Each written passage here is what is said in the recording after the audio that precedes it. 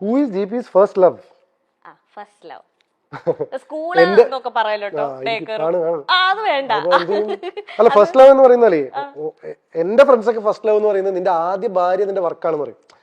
ആ ഒരു രീതിയിൽ എപ്പോഴും പറയാറുണ്ട്. ബട്ട് ഫസ്റ്റ് ലവ് എന്ന് പറയുന്നത് ആ ഒരു സമയത്ത്, അല്ലെങ്കിൽ what do I call infatuation ആണോ എന്താണെന്ന് അറിയില്ല. ശ്വേത എന്നാണ് കുട്ടിയുടെ പേര്. അവളും കല്യാണത്തിന് വന്നിരുന്നു. ഇപ്പൊ അമേരിക്കയിലാണ്. കല്യാണമൊക്കെ കഴിഞ്ഞിട്ട് അമേരിക്കയിൽ സെറ്റിൽ ആണ്. ശ്വേത ഒരു ഡാൻസ് ഒക്കെ ചെയ്തിരുന്നു എന്റെ കല്യാണത്തിന്. So I M in touch with everyone. അപ്പൊ ഫസ്റ്റ് ലവ് എന്ന് പറഞ്ഞാൽ അവള്, ഞാൻ ഫസ്റ്റ് സ്റ്റാൻഡേർഡിലാകുമ്പോൾ അവള് UKG യിലായിരുന്നു. ഞങ്ങൾ തൊട്ടടുത്ത വീടായിരുന്നു, കളിക്കൂട്ടുകാരായിരുന്നു കുട്ടിക്കാലം മുതലേ. So that should be my first love I guess. കാരണം എന്താ വെച്ചാൽ അന്ന് എനിക്ക് ഒരുപാട് പെൺകുട്ടികൾ ഫ്രണ്ട്സ് ഉണ്ടായിരുന്നില്ല. ശ്വേത മാത്രമായിരുന്നു എന്റെ ഫ്രണ്ട്. എത്ര നാൾ നിങ്ങൾ പഠിച്ചു? ഞങ്ങള് 10ാം ക്ലാസ്സിൽ നിന്ന് ഞാൻ പോയല്ലോ, ഞാൻ പട്ടാമിന്ന് പോയല്ലോ. അത് കഴിഞ്ഞപ്പോ പിന്നെ വേറെ കുറെ ഗേൾ ഫ്രണ്ട്സ്. 10th വരെ സത്യം പറഞ്ഞാൽ 1-2-3 പേരെ ഉണ്ടായിരുന്നുള്ളൂ. ശ്വേത, ഗായത്രി, അങ്ങനെ കുറച്ച് പേരെ ഉണ്ടായിരുന്നുള്ളൂ. ബട്ട് പിന്നെ അങ്ങോട്ട് അലോഷ്യസിൽ ആരെങ്കിലും ഉണ്ടായിരുന്നോ? ഉണ്ടായിരുന്നോളൂ. First year, second year, third year, fourth year, third year. പിന്നെ എന്താ വെച്ചാലേ CIRS കഴിഞ്ഞപ്പോഴാണ് ഞാൻ ഭയങ്കര കംഫർട്ടബിൾ ആയത് പെൺകുട്ടികളായിട്ട്. കാരണം അവിടെ ഈ ഒരു ആൺകുട്ടി, നമ്മൾ സ്കൂളിൽ പഠിക്കുമ്പോഴേ പണിഷ്മെന്റ് കിട്ടിയാലാണ് പെൺകുട്ടികളുടെ കൂടെ പോയിരിക്കുക.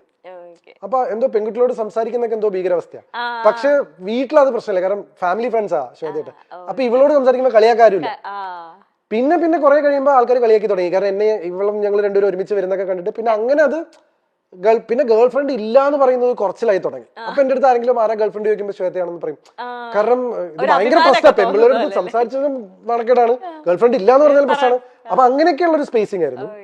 CIRS എന്താന്ന് വെച്ച് കഴിഞ്ഞാൽ ഞാൻ പറഞ്ഞില്ലേ, ബോംബെ ക്രൗഡ് ആയിരുന്നു, കോസ്മോപൊളിറ്റൻ ക്രൗഡ് ആയിരുന്നു, അമേരിക്കൻ സ്റ്റുഡൻസ് ആയിരുന്നു. ഇവർക്ക് ഈ ബോയ്സ് ഗേൾസിന്റെ ഇത് ഭയങ്കര കുറവാ. തോളിലൊക്കെ വന്നു കഴിഞ്ഞാൽ ഞാൻ ആദ്യമൊക്കെ വേർക്കുമായിരുന്നു.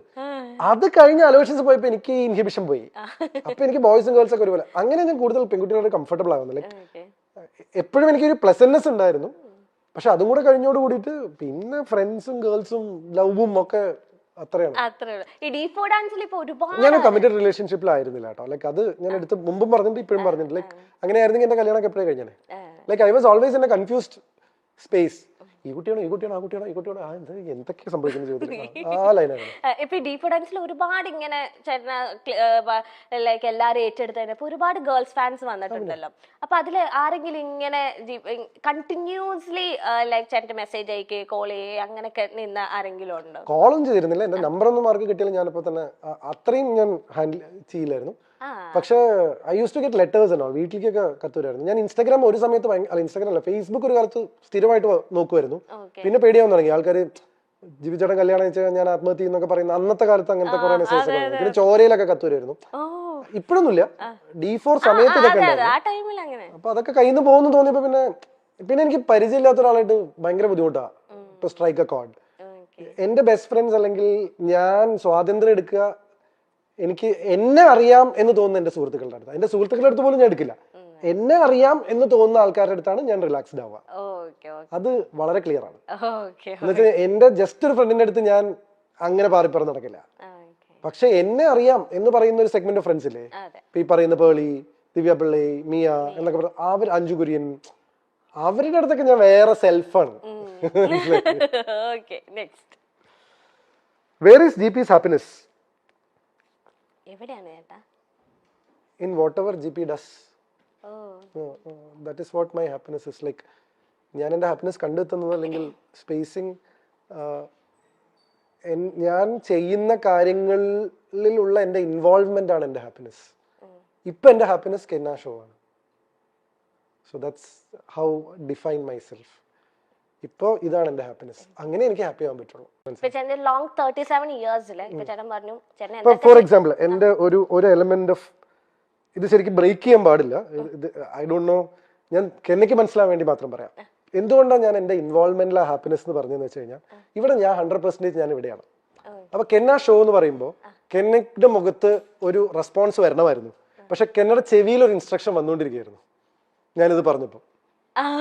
മനസ്സിലായോ? ഇത് എന്റെ ഇന്റലിജൻസ് കൂടിയാണ്. ഇതിപ്പോ എങ്ങനെയാ GP ചേട്ടൻ മനസ്സിലാക്കിയെന്ന് കെന്ന ആലോചിക്കും. ഇത് പറഞ്ഞപ്പോ കെന്നയുടെ മുഖത്തൊരു തെളിച്ചം വന്നു. ഇതാണ് ഒരു അവതാരകനായിട്ടുള്ള GPയുടെ ഹാപ്പിനെസ്. മനസ്സിലായില്ലേ?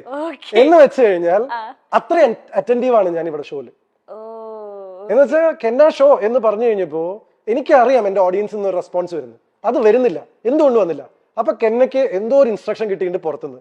ആ ക്വസ്റ്റ്യൻ ആണ് അടുത്ത് കെന്ന എന്റെ അടുത്ത് ചോദിക്കാൻ പോകുന്നത്. Is this long 37 years? ചോദിച്ചോളൂ.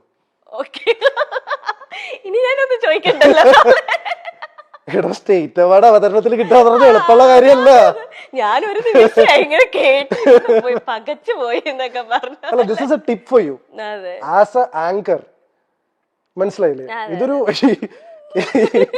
ഇത് ദിസ് ഇസ് മൈ ഹാപ്പിനെസ്. ഇത് സ്കോർ ചെയ്തു.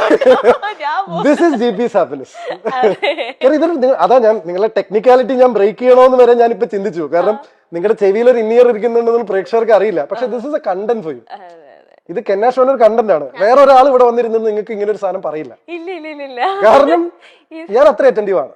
ഞാൻ ഇത്രയും സംസാരിക്കുമെങ്കിലും എന്റെ ചുറ്റും നടക്കുന്നതിനെ കുറിച്ച് ഞാൻ എസ്പെഷ്യലി ഒരു ഷോ നമുക്കറിയാം, ഇത് എന്റെ ഏരിയ ആണ്. അപ്പൊ ചോദിച്ചോളൂ, ലോങ് 37 years? അല്ല,